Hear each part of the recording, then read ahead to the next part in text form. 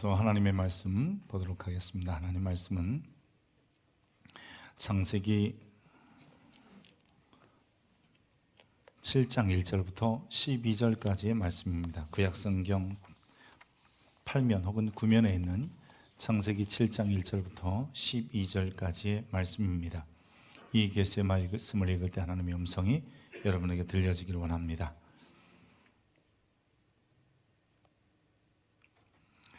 여호와께서 노아에게 이르시되 너와 내 온 집은 방주로 들어가라. 이 세대에서 내가 내 앞에 의로운 음을 내가 보았음이라. 너는 모든 정결한 짐승은 암수 7씩, 부정한 것은 암수 2씩을 내게로 데려오며 공중에서도 암수 7씩을 데려와 그 실을 온 지면에 유전하게 하라. 지금부터 7일이면 내가 40주야를 땅에 비를 내려 내가 지은 모든 생물을 지면에서 쓸어버리리라. 노아가 여호와께서 자기에게 명하신 대로 다 준행하였더라.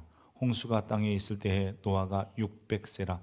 노아는 아들들과 아내와 며느리들과 함께 홍수를 피하여 방주에 들어갔고, 정결한 짐승과 부정한 짐승과 새와 땅에 기는 모든 것은 하나님이 노아에게 명령하신 대로 암수 2씩 노아에게 나와 방주로 들어갔으며, 7일 후에 홍수가 땅에 덮이니 노아가 600세 되던 해 둘째 달 곧 그 달 11의 날이라. 그날에 큰 기품의 샘들이 터지며 하늘의 창문들이 열려 40주야를 비가 땅에 쏟아졌더라. 아멘. 이것은 하나님의 말씀입니다. 어느 부유한 왕이 불행한 사람들을 초대해서 행복하게 해주고 싶은 마음이 들었습니다. 그래서 이 가장 불행한 사람들을 좀 데려와라 그랬더니 이 말 못하는 사람들이 모여 사는 마을에 가서 궁에서 임금님이 왕이 초대한다 해서 많은 사람들을 데리고 왔습니다. 궁에 왔을 때 왕은 성대한 잔치를 베풀어 주었고 맛있는 음식과 좋은 옷들을 내어 주었습니다. 궁에 온 이들은 말은 못하지만 왕을 보면서 웃어주기도 하고요, 머리를 숙이기도 하고요, 또 손을 흔들어서 감사의 표현을 끊임없이 했습니다. 다음날 아침에도 왕에 대한 감사를 저들은 늘 표현했습니다. 웃는 사람, 손을 흔드는 사람, 굳이 왕에게 찾아와서 엎드려 머리를 조아리며 절하는 사람 등등이 아주 다양한 사람들이 있었습니다. 왕이 너무 흐뭇하고 행복했습니다.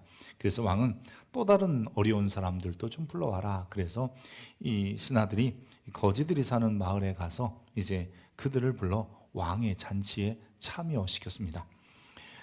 왕은 거지들을 위하여 말 못하는 이들을 위하여 준비한 것처럼 좋은 음식과 그리고 화려한 옷들을 장만해 주었습니다. 그런데 상황이 좀 달랐어요. 거지들은 허겁지겁 음식을 먹으면서 자기들끼리 떠들고 이야기하면서 아주 정신을 그곳에 다 두었습니다.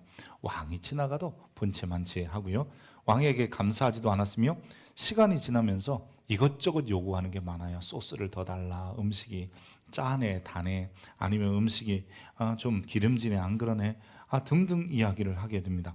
왕의 마음이 그 소리를 들으면서 불편해지기 시작합니다.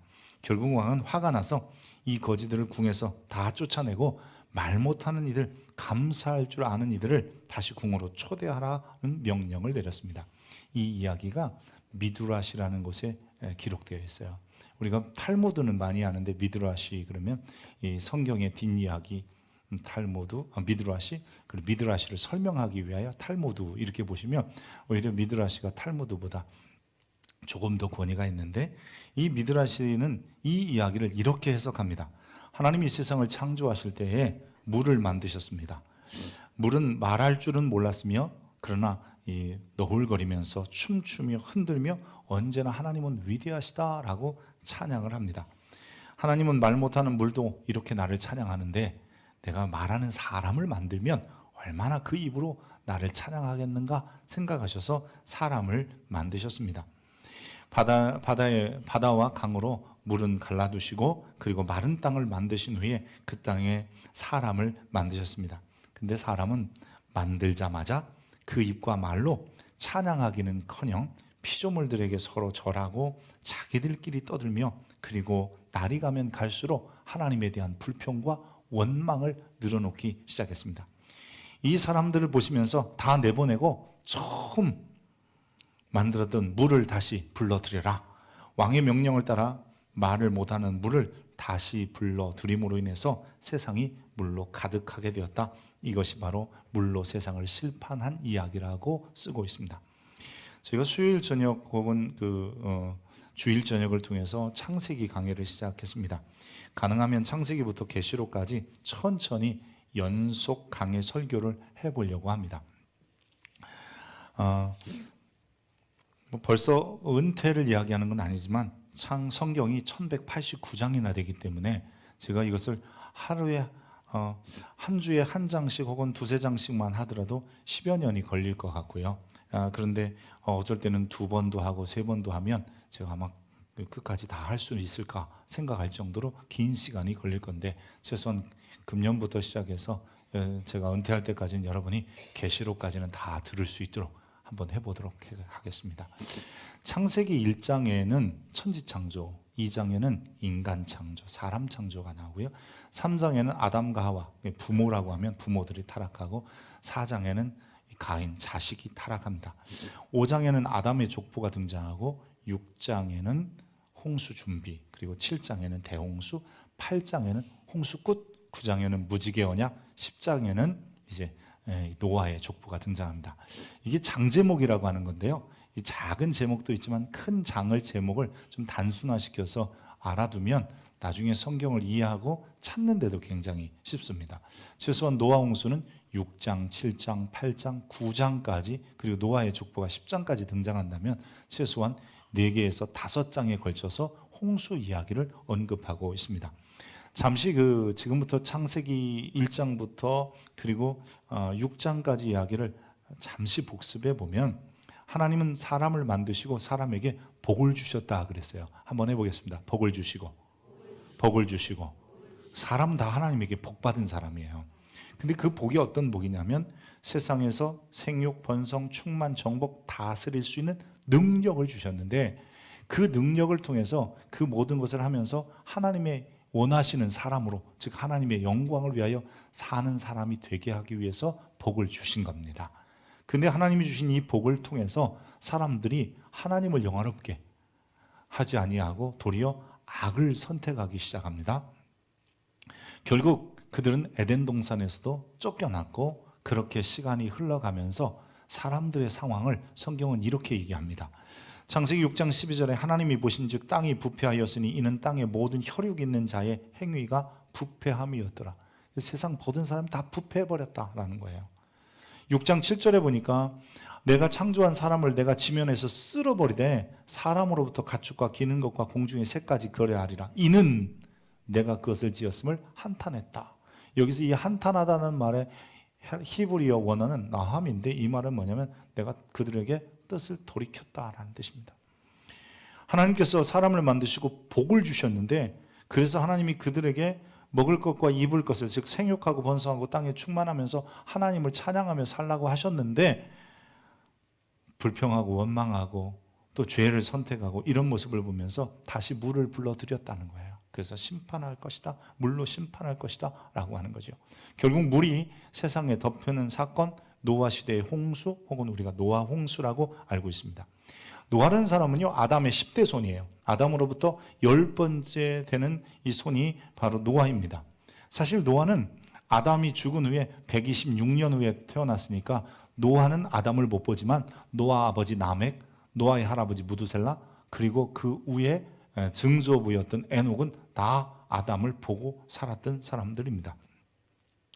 그러고 보면 노아 600년의 홍수가 났으니까 결국 이 아담을 만든 이후부터 약 1656년, 겨우 2000년도 안 되는, 그리고 그 부패한 상황을 보면 1000년 때부터 이미 부패했다고 하는 걸 보면 1000년 조금 넘어서부터 세상은 부패하고, 그래서 결국 에덴 밖에서 살면서도 하나님이 그들을 향하신 선하신 뜻, 복을 주셔서 저들이 이 땅에서 하나님을 영화롭게 하는데 불편함이 없도록 생육하고 번성하고 땅에 충만하고 땅을 정복하고 다스리는 이런 일들을 하게 하시는 그 뜻을 돌이키셔서 이제 저들을 쓸어버리겠다, 심판하시겠다고 하는 사건이 바로 노아 홍수 사건입니다.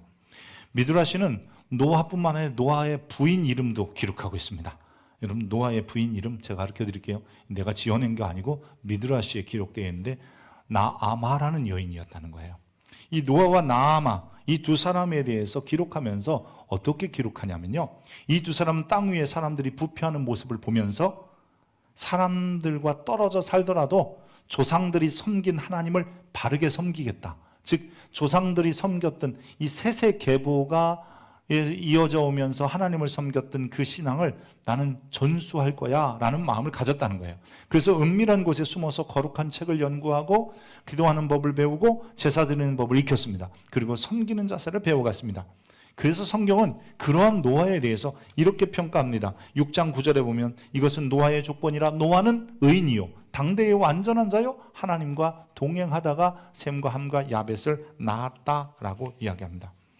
하나님은 그런 노아, 즉 하나님 앞에서 살려고 하는 노아에게 세상을 물로 심판하실 것을 미리 알려주세요. 노아야, 내가 세상을 물로 심판할 거다. 그러니 너는 방주를 좀 지었으면 좋겠다. 그래서 그가 방주를 짓기 시작하는데요, 이 방주가 고페르 나무로 짓게 됩니다. 이 고페르 나무가 무엇인지는 정확히는 알 수는 없지만 예전 개역 성경에는 이 나무를 잣나무라고 기록했어요. 이유가 뭐냐면 소나무나 잣나무의 특징은 진이 나와서 물에 쉽게 이렇게 빠져서 불지 않는다는 거예요. 그래서 이런 진이 나오는 나무 중에 일종일 거다라고 생각합니다. 방주의 길이는 300규빗이니까 뭐 45cm 뭐 이렇게 따지지 말고 그냥 50cm를 따져도 5, 35, 150m, 너비는 25m, 높이는 15m, 3층의 구조로 문 하나 있고 창문 하나 있었습니다. 이런 비율이 과연 이 배가 만들어질까? 또 배가 이 견고할까? 뭐 특별히 이 배를 만들 때는 세 가지의 안전성 구조 검사를 해야 된답니다. 이게 구조적으로 안전한가? 파랑에 의해서, 즉 이게 파도 치는 이런 것들 때문에 안전한가? 그리고 복원성, 넘어질 때 다시 이렇게 일어나는 복원성이 안전한가라고 하는 건데, 이런 걸로 볼 때 노아가 만든 방주가 황금 비율이라고 한다는 거예요. 요즘도 그 비율로 만든대요. 실제로 우리나라 선박해양 플랜트 연구소에서 이 비율을 가지고 배를 만들어서 실제로 조사해 보니까 굉장히 안전하다라고 하는 그런 보고서도 있습니다. 노아는 방주를 만드는데 최소한 80년에서 120년이라는 시간이 듭니다. 노아는 3명의 아들과 며느리들과 마음을 다해서 하나님의 명령을 따서 방주를 짓기 시작해요. 방주를 만드는 긴 시간, 노동이 얼마나 힘들었겠어요. 여러분, 뭐 지금같이 중장비가 그렇게 많이 있던 때도 아니었을 것 같고, 그렇다면 노동에 시달렸고요.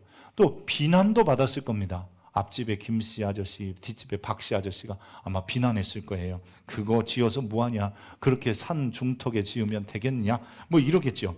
또 가끔은 노아와 가족들도 이런 생각이 들었을 거예요. 하늘을 쳐다보니까 너무 멀쩡해, 비 올 것 같지가 않아. 그러면 이런 말 만들었겠어요? 정말 이게 비가 올까? 이거 여기다 만들어도 될까? 이런 수많은 생각, 그리고 동물들이 다 넣을 수 있을까? 뭐 이런 생각도 했을 겁니다. 근데 결국 모든 공정을 마치는 날 하나님께서는 노아에게 방주에 들어가라 명령하시고, 그리고 그 놀라운 일을 이루어 가십니다. 자, 노아가 만든 방주 한번 보겠습니다. 지금 사이즈가 잘 안 보이는데요, 이 왼쪽 면에 보면, 여러분 볼 때 왼쪽 면에 보면 사람이 자그맣게 있죠. 실제로 미국에 이 일로이노 뭐 어떤 주인지 모르겠는데요, 이 주에서 노아의 방주의 실사이즈를 생각하면서 만든 거예요. 그래서 이게 3층짜리로 되어 있고 문 하나 그리고 창문 하나로 만든 그런 배인데 어마어마하고 2만 톤 정도 된다고 합니다. 이거 한 컷이에요? 한 컷도 없어요? 이게 전부예요? 이게 전부라고 합니다. 자, 그러면 하나님이 노아에게 이 방주에 들어가라 그러면서 8식구를 넣었어요. 이 베드로전서 3장 20절에 보면 구원을 받은 자가 몇 명뿐이니 겨우 8명이라. 그러면 노아와 노아의 부인 나아마라는 여인과 그리고 세 아들 셈, 함, 야벳, 그리고 세 며느리 이름은 기록이 없더라고요. 어쨌든 이렇게 8명의 식구가 방주 안에 들어가고요. 또 그것만 들어가는 것이 아니라 우리가 아는 것처럼 새도 그리고 짐승도 뭐 들어가는데, 부정한 것도 들어가고 정결한 것도 들어가고 다 들어가게 해서 하나님이 그 방주의 문을 닫으셨다라고 기록합니다. 노아와 가족들이 방주에 들어가고 그리고 방주에서 다시 나온 날, 즉 방주 안에서 머무는 날이 얼마나 될까? 성경의 기록을 보니까 377일 정도 됩니다. 보통 이스라엘 역으로 보면 360일, 이스라엘은 매달 30일밖에 없어요. 그래서 이 30일 따지면 12달이니까 360일, 그 다음에 17날 더해서 377일 정도 1년 조금 넘게 있었습니다. 방주 안에서 노아의 8 식구는 홍수로 인하여 모든 기식 있는 생물이 죽을 때 그들은 살아남아 있고, 그리고 들어가 있는 이 정한 짐승이든 부정한 짐승이든 살아남게 되었습니다. 방주에서 살아남아서인지 방주를 구원의 방주라고 우리가 흔히 부릅니다. 왜냐하면 베드로전서 3장 20절에 보니까 방주에서 물로 말미암아 구원을 얻은 자가라고 했기 때문에 구원의 방주라고 이야기를 하죠. 반면 구원의 방주에 들어가지 못한 방주 밖의 사람들은 물로 인하여 심판을 받았습니다. 히브리서 11장 7절은 노아가 방주 만든 사건을 이렇게 얘기합니다. 믿음으로 노아는 아직 보지 않는 일에 경고하심을 받아 경외함으로 방주를 준비하여 그 집을 구원하였으니 이로 말미암아 세상을 정죄하고 믿음을 따르는 의의 상속자가 되었느니라. 즉 믿음을 가지고 아직 비 오는지도 모르는데 80년에서 120년이나 긴 시간을 통해서 방주를 만들었다는 것은 결코 쉬운 일이 아니었을 겁니다. 여러분, 그 긴 시간 동안에 노아가 방주를 만들면서 얼마나 힘이 들었겠습니까? 그런데도 그것을 견뎌내고 방주를 만들었더니 결국 그 방주로 인해서 노아의 가족들이 구원을 받게 되었습니다. 홍수보다 사실 중요한 것은요, 그래서 홍수가 났다가 아니라 방주를 만들었다, 또 더 정확히 말하면 방주 안에 들어갔다가 더 중요한 사건입니다. 그래서 6장, 7장, 8장, 9장의 사건은 홍수 사건이 아니라 방주 사건이 되는 거고요. 방주 안에 들어가는가 들어가지 않느냐의 문제입니다. 오늘 우리는 가끔 비 온다는 소식, 어느 지역에 홍수가 났다, 또 얼마 전에도 지진 났다, 이런 사건 이야기 들으면 지진이나 홍수를 생각하지만 지금 창세기는 홍수 얘기하고 싶은 게 아니라 방주 얘기하고 싶은 거예요. 그래서 여러분, 성경을 볼 때 성경이 무엇가 주된 이야기인지를 알아야 합니다. 성경은 늘 주어가 하나님이세요. 아멘입니까? 그것처럼 성경은 주된 그 이야기에 주 포인트가 있어요. 근데 이 6장, 7장, 8장, 9장 그리고 노아의 족보까지 10장까지 연이어서 말하고 싶은 것은 홍수가 아니라 방주였어요. 그리고 방주 안에 들어갔다는 거야. 이 세상에 살아가면서 자신의 위치가 어디냐, 이건 굉장히 중요합니다. 내가 어느 편에 서 있느냐 결정돼요. 중요하고요. 내가 어디 안에 있느냐 더 중요합니다. 비가 와도 우산 안에 있는 사람과 우산 밖에 있는 사람이 다른 거잖아요. 이렇게 추운 날, 여러분, 난로 앞에 있는 사람과 밖에 있는 사람은 다른 거예요. 노아의 8 식구가 방주 안에서 생존했듯이 여러분, 이제 우리도 한번 생각해 보라는 거죠. 부패하고 썩어가는 세상, 그리고 세상의 그런 세속의 물결들, 오죽 했으면 그걸 물결이라고 표현했겠어요? 물결이 지금 차오고 있는데 그 가운데서 우리가 어디에 있느냐에 따라서 그 세속의 물결 가운데서도 구속받고 죄악의 물결 가운데서도 구속받아 너는 의인이요, 당대의 완전한 자요, 그리고 하나님과 동행하는 사람이라는 소리를 들을 수 있다는 거예요. 내가 만일 내 입으로 예수를 주로 시인하며 또 하나님께서 그를 죽은 자 가운데서 살리신 것을 내 마음에 믿으면 구원을 받으리라. 여러분, 그래서 예수님이 우리의 유일한 구원의 방주라고 하는 거예요. 그래서 예수 안에 내가 있다는 것은 마치 구원의 방주 속에 노아의 가족들이 들어가서 사는 것처럼 예수라는 방주 안에 우리가 들어가면 세상의 수많은 죄악의 물결, 부패의 물결이 우리에게 휘몰아치더라도 우리는 그 안에서 구원을 받을 수 있게 되는 겁니다. 우리는 이 세상에 살면서 내 위치가 과연 방주 아닌가, 혹은 다른 말로 내가 예수 아닌가, 예수 밖인가를 늘 점검하고 살아야 합니다. 예수 안에 사는 사람들의 특징이 뭐냐면 오히려 물이 나도 홍수가 나도 그것이 우리를 떠오르게 하고 우리를 더 빛나게 한다는 사실입니다. 여러분, 배라는 것은요, 부력을 통해서 뜨게끔 되어 있어요. 배는 산에다 만들지 않은 이유는 뭐냐면 물이 없기 때문인 거잖아요. 그래서 강이나 바다에 만드는 거예요. 물이 없으면 배는 의미도 없는 거예요. 여러분, 세상에 죄악이 가득하기 때문에 어쩌면 우리가 구원의 방주, 예수 안에 있다는 것에 의미가 있는 거죠.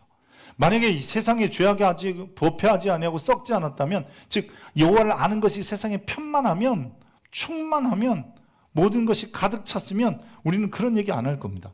그러나 이 시대에 수많은 죄악들이 얼마나 많아요. 특별히 문화라고 하는 것을 통해서 우리에게 타고 들어오는, 우리를 침몰시키고 부패하게 만드는 그런 것들이 얼마나 많아요. 젠더 이데올로기, 뭐 우리가 흔히 말하는 성차별, 뭐 이런 거요. 정치적인 편향성, 그 다음에 반기독교적인 정서, 세속적 가치에 두고 있는 생활들, 즉 물질 만능주의 같은 거, 탈종교화 시대에 살아가고 있어요. 이런 세속 문화들이 가득 이 시대에 차서 우리를 그 가운데 빠지게 하려고 하지만, 우리는 방주 안에 있으면 어떤 물도, 그것이 하늘로부터 쏟아지든 땅속으로부터 터져 나오든, 여러분 그 어떤 물이든지 간에 그 물에 우리는 함몰되지 않는 겁니다. 대중문화, 스포츠, 게임, 약물, 이런 것들이 세속에 아주 가득 차서 우리를 빠지게 하고 우리를 부패하게 만들며 우리에게 하나님의 백성다운 삶을 살지 못하게 막는 거잖아요.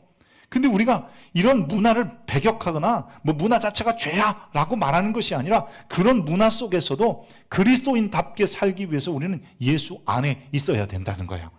그래서 오늘 이 본문의 말씀이 우리에게 말하고 싶은 것은 뭐냐면, 홍수 났다, 40일 동안 비가 쏟아졌다, 그리고 우리가 잘 아는 것처럼 기쁨의 샘들이 터지고 하늘의 창들이 열려서 물이 쏟아, 이런 얘기하고 싶은 것이 아니라 너 방주 안에 있냐라고 묻고 있는 거예요. 사랑하는 성도 여러분, 이 시대가 점점 악해져요. 그리고 세상에 수많은 일들이 앞으로 더 벌어지고요, 우리가 이해할 수 없는 기상천외한 사건과 사고와 심지어는 사상과 생각들이 일어날 거예요. 근데 그럴 때에 내가 물들지 않고 세상에 빠져 죽지 않고 그 부패한 것 가운데서 망하지 않기 위해서는 예수 안에 있으면 되는 거예요. 할렐루야. 그래서 내가 예수 안에 있다는 건 이만큼 중요한 거예요. 지금 그래서 이 노아의 홍수 사건을 통해서 주님이 우리에게 이렇게 물어보는 거예요. 너 방주 안에 있냐? 너 예수 안에 있냐? 라고 묻고 계시는 겁니다. 세상의 물결이, 세속의 물결이 우리를 함몰시키는 물이 온다 할지라도 우리는 빠져 죽지 않는 것은 내가 예수 안에 있기 때문입니다. 그럴 때 여러분, 물이 우리를 떠오르게 하잖아요. 배를 떠오르게 하잖아요. 세상이 더 악하고 추하면 추할수록 예수 안에 있는 사람은 예수 안에서 떠오르게 되어 있어요. 그런 빛된 삶들이 되기를 축복합니다. 방주에 들어가면요, 방주 안에 있으면요, 이런 표류하는 것 같지만 결국은 종착역의 목적지에 다다르게 되어 있습니다. 우리 그리스도인들이 예수 안에 있다 그러면서도 항상 고민하는 게 어떻게 될지 모르는 거예요. 그냥 주님께서 삶을 척척 가르쳐 주시면 굉장히 좋을 텐데 그렇지 않아요. 377일 동안 있었고요, 그 중에서 물이 차오르고 그리고 아라랏산이라는 곳에 머물러서 뚜껑을 열 때까지의 시간들이, 뚜껑을 열 때까지 2월 달에 들어가서 10월 달 1일 날 문 열었고요, 방주가 머무르는 것은 7월 달이니까 최소한 5개월에서 여러분 8개월 정도는 그 안에 있었고, 그리고 방주가 머무르고 다시 나오는 데까지 4개월 정도 걸려요. 7째 달 그달 11일 날 방주가 아라랏산에 머물렀으며 8장 4절인데요. 여러분, 우리가 신앙생활하면서 예수 안에서 살면서 때로는 이게 어떻게 내 인생이 떠다닐지 모를 때가 너무너무 크게 불안한 거 아니에요? 아마 노아는 가족회의 했을 거예요. 야야, 좀 모여봐라. 우리가 지금 몇 달째 떠다니는데 그 날짜도 잘 몰랐을 거예요. 시간도 잘 몰랐을 거예요. 시계가 있는 것도 아니고, 더군다나 캄캄하게 계속 비가 40일 왔으면 이게 낮인지 밤인지도 모르겠고 그랬을 거예요. 그런데 지금 문제가 생겼다. 양식이 점점 줄어들고 있다. 저축하여 모았지만 양식이 점점 줄고 있다. 언제 머물는지도 모르겠다. 이런 회의를 했을 거예요. 그러면서 아마 그들 나름대로 고민했겠죠. 어떻게 된대요? 혹시나 다 떨어지면 어떻게 해요? 물이 안 빠지면 어떻게 해요? 우리 이렇게 둥둥 떠다니다가 어디에 머무르면 그게 어딘지 어떻게 알아요? 이런 얘기부터 수없이 많은 얘기를 했을 거예요. 근데 여러분 기억해 보십시다. 신앙의 위대한 사람 아브라함에 대해서 성경이 뭐라고 하고 있어요? 갈 바를 알지 못하고 갔다는 거예요. 여러분, 우리가 지금 어떻게 내 인생이 떠내려갈지 몰라요. 그럴 수 있어요. 지금 왜 나는 이렇게 답답한 시간을 보내야지? 그럴 수 있어요. 내가 저축하고 모아놓고 쌓아놓은 명성이나 아니면 뭐 재정 뭐 이런 문제도 점점 줄어들 수 있어요. 내가 그동안 키워놓은 근육도 빠지는데요. 그게 사람이거든요.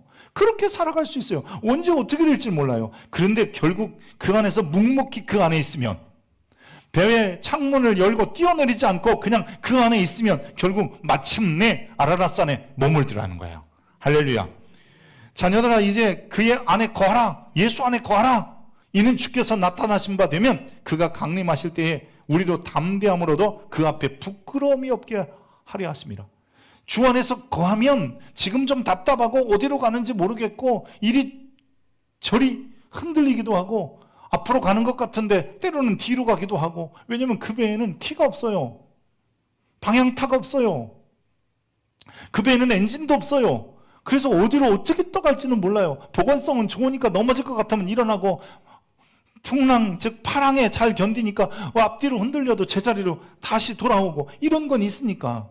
그런데 그 답답하고 불안해도 묵묵히 그 안에서 그 자리를 지켰더니 하나님께서 결국은 아라랏산에 머물게 하시고 그 뚜껑을 열고 세상을 바라보게 하시며 문을 열고 나오게 하시는 거예요. 들어가게 하신 이도 여호와시며 나오게 하신 이도 여호와세요. 여러분, 우리도 주께서 나를 모든 악한 일에서 건지시고 그래서 끝까지 그 일을 견디고 가면 그의 거룩한 천국에 들어가도록 구원하시리니 라고 디모데후서 4장 18절에 기록합니다. 우리의 종착역, 주님이 원하시는 그 자리로 주님이 우리를 인도해 가실 겁니다. 주 안에서 그냥 거하십시오. 답답하고 힘들어도 말이에요. 어디로 올라갈지 모르고 내 인생이 왜 이렇게 되는지 모르겠고, 근데 그분의 계획이 내 계획보다 커요. 그분의 생각이 내 생각보다 크십니다. 하나님이 나를 부르신 것을 생각해 보세요. 내 생각보다 크고 나를 향한 계획, 나의 지혜로 측량할 수 못한다. 가장 좋은 길로, 가장 완전한 길로 인도해 가시는 분이 하나님이세요.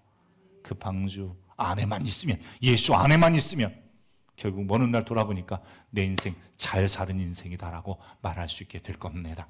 마지막으로요, 방주 안에, 예수 안에 거하면 하나님이 원하시는 세세 계보를 계속 이어가는 사람이 됩니다. 노아는 방주에서 나와 새롭게 된 땅에서 하나님이 바라시는 셋, 아담의 계보와 셋의 계보가 성경 창세기에 나오는데요. 4장에는 가인의 계보고요. 엄밀히 말하면 그 다음에 5장에는 이 셋의 계보가 등장합니다. 우리가 잘 아는 것처럼 가인은 죄인의 계보라고 하고 셋의 계보는 의인의 계보라고 합니다. 과연 셋의 계보는 어떻게 이어가는가? 여러분, 셋의 계보를 이어간다라는 말은 굳이 요약 정리하면 이런 거예요. 내가 살도 죽어도 하나님을 위하여. 이게 창세기에 나오는 아벨의 사건을 통해서 보여주는 거예요. 아벨이 죽어도 여러분 하나님을 위하여예요. 그가 살 때도 예배하고 소유권이 하나님께 있다, 뭐 이런 거잖아요. 두 번째는 하나님만 높이며 여호와 이름을 불렀더라. 이거는 뭐 주여 이런 뜻이 아니라 함께 예배했다 이런 뜻이고요. 더 나아가서 내 힘이 아니라 하나님이 공급하시는 힘으로 살겠다. 이게 강한 자, 남에게 고백이에요. 여러분, 이런 모습을 잘 보여준 사람이 누구냐면 에녹이라는 사람이었어요. 이 가인의 아들 에녹도 있어요. 근데 가인의 아들 에녹은 죄를 전수해 가요. 이 에녹이라는 말이 전수자라는 뜻이거든요. 근데 아담의 7대손 에녹은 이 아름다운 일, 즉 내가 주를 위하여 살고 하나님만 예배하고 내 힘이 아니라 주님이 공급하시는 힘으로 살겠습니다라는 고백을 가지고 살았던 사람이에요. 그런 사람을 하나님과 동행하는 사람이라고 하는 거예요. 여러분, 하나님께서 사람을 만드신 이유는 요거에 있어요. 그 창세기의 전체적인 얘기가 그거예요. 아브라함이 왜 위대해요? 아들 100살에 아들 낳아서 위대해요? 아니잖아요. 여러분, 이삭이 왜 위대해요? 그의 100배나 얻어서, 농사져서 100배나 얻어서 위대해요? 그렇지 않아요. 야곱이 왜 위대해요? 12명이나 아들을 두어서요? 그리고 무일푼이었는데 부자가 되어서요? 여러분, 이게 위대한 게 아니잖아요. 여러분, 요셉이 왜 위대해요? 노예로 팔려갔는데 총리가 됐어. 이게 위대한 게 아니라는 거예요. 그들의 위대함은 이런 거예요. 저들이 살아도 죽어도 어디에 살든지 어디 가서 죽든지 간에 주를 위해 살아보겠다. 여호와를 섬기며 살아보겠다. 그래서 가는 곳마다 예배하고 그분들이 공급하는 힘으로 살아가겠다고 결단했기 때문에 그게 위대한 거예요. 여러분, 하나님께서 노아와 일곱 사람, 그리고 즉 노아까지 8식구를 그 방주에서 구원하셔서 새로운 땅에서 살게 하신 이유는 그것을 계속 이어가라 하시는 거예요. 이것을 우리는 다른 말로 하나님과 동행하는 삶이라고 하는 거예요.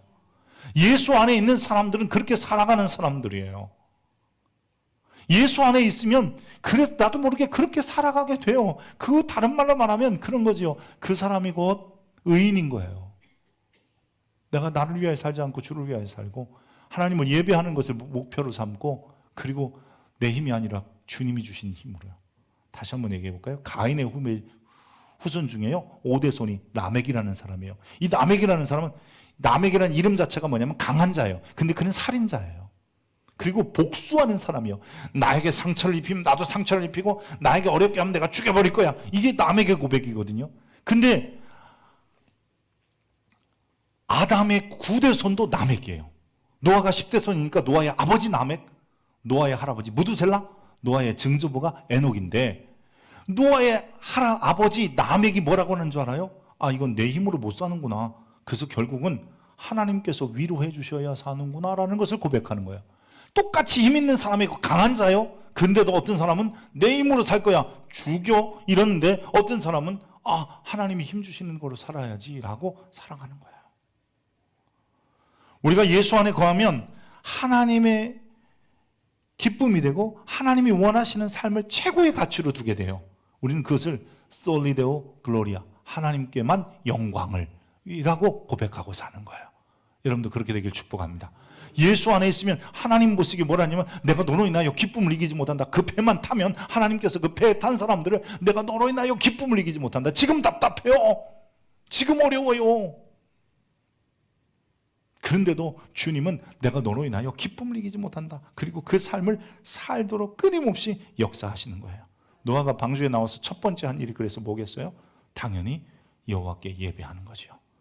방주에서도 죽었어도 되는데 살려주셔서 감사하고 새로운 땅에서 살 수 있는 기회도 주셔서 감사하고 그러면서 하나님께 7쌍을 정결한 짐승 7쌍까지 넣으라는 이유가 거기 있구나. 그래서 이 정결한 짐승들 세상에 끊어지지 않도록 하기 위해서 그 정결한 짐승들을 잡아서 여호와께 드리는 거예요.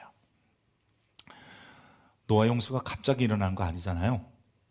하나님께서는 에녹이라는 위대한 하나님과 동행하는 사람에게 아들을 주셨는데 그 아들이 무두셀라예요. 노아의 증조부예요. 근데 무두셀라가 우리가 성경에서 말하는 사람 중에서 최장수였어요. 969세. 어떻게 900살을 살아? 여러분 그거요. 30년쯤 혹은 40년쯤 전만 해도요. 우리나라 분들이 다 어떻게 60을 넘겨 그랬어요. 근데 요즘은 뭐라고 그러세요? 100살은 살아야지 다들 그러세요. 미래 보고서에 보면 지금 20대는 120살까지 살 수 있대요. 별로 안 좋아하시는 것 같아요. 여러분들도 100세는 다 삽니다. 기본으로. 요즘 장례식장에 가보면 거의 100세 사시더라고요. 근데 969세를 산 사람인데 이게 바로 노아 홍수 이전 시대의 최고 장수한 사람이에요. 근데 이 노아의 증조부 에녹의 아들인 무두셀라의 이름이 이런 뜻이에요. 원어적인 그 무두셀라는 말은 보냈다라는 뜻이지만 좀 더 확대하면 그가 죽을 때에 내가 그것을 보내리라. 그것이 뭐냐면 물로 세상을 홍수 심판하는 거예요. 다른 말로 말하면 정확히 말해야죠. 내가 그가 죽을 때 방주를 보내리라는 거예요. 그래서 또 다른 삶이 있을 것이다라고 하는 거죠. 무두셀라의 죽음은 사람들에게 징조로 보였을 거예요. 왜냐하면 그 사람 이름이 뭔가 올 건데 뭘 오지? 방주가 오는 거예요. 여러분 예수 그리스도가 죽을 때 우리에게 구원의 방주가 열린 거예요. 그 안에 편승합시다. 그 안에 탑시다. 그리고 이제 그 안에서 삽시다. 예수 안에 들어오면 세상에 어떤 물이 와도 세속의 물이 와도 우리를 침몰하는 게 아니라 우리를 더 떠오르게 할 것이며 그리고 그 안에서 어디로 떠다니는지 모르지만 내가 이렇게 살아도 되는가? 직장도 여기 했다 저기 했다 뭐 이사도 몇 번을 하고 이럴지 모르지만 여러분 그렇게 사는 마음이 하루에도 수십 번 바뀌는 이런 마음이 있다 할지라도 결국 주님이 종착역에 이르게 하실 거예요. 그리고 나를 통해 어느 순간 보니까 하나님과 동행하고 있는 나를 발견하게 되는 거예요. 그게 여러분이에요. 할렐루야. 이런 복된 삶이 계속되어야 합니다. 그래서 이 방주 사건을 통해서 주님이 우리에게 원하시는 것은 방주 안에 들어와라. 내 안에 들어와라. 심지어는 이제 우리가 해야 될 일 중에 하나가 뭐냐면 누군가도 함께 손잡고 그 방주 안에 들어가야 되는 거예요. 기도하겠습니다. 걸어가신 하나님, 우리가 세세 계보를 이어가며 흔들리고 요동하는 세상 가운데 오히려 그런 물결이 우리를 더 돋보이고 빛나게 하나님의 자녀로 세우는 일을 아버지 하나님 이룰 수 있도록 하나님 우리를 인도하여 주옵소서. 방주를 만들어라. 또한 방주의 모든 짐승을 이끌어 가시고 문을 닫으신 모두 하나님이시며 문을 여시고 또한 새 땅에 저들을 살게 하시는 것도 하나님이십니다. 그러기에 하나님, 우리의 힘으로 할 수 있는 것은 아무것도 없습니다. 다만 주 예수 그리스도 안에서, 그분 안에서 그분과 함께 우리는 살아가는 자들이 되게 하시고 그로 말미암아 우리를 지켜주시는 놀라운 은혜를 경험하며 또 다른 사람들을 그 안으로 이끌어 죽지 않고 멸망하지 않고 심판받지 않는 아버지 그런 백성 삼게 하여 주옵소서. 그리스도 예수의 이름으로 기도합니다. 아멘.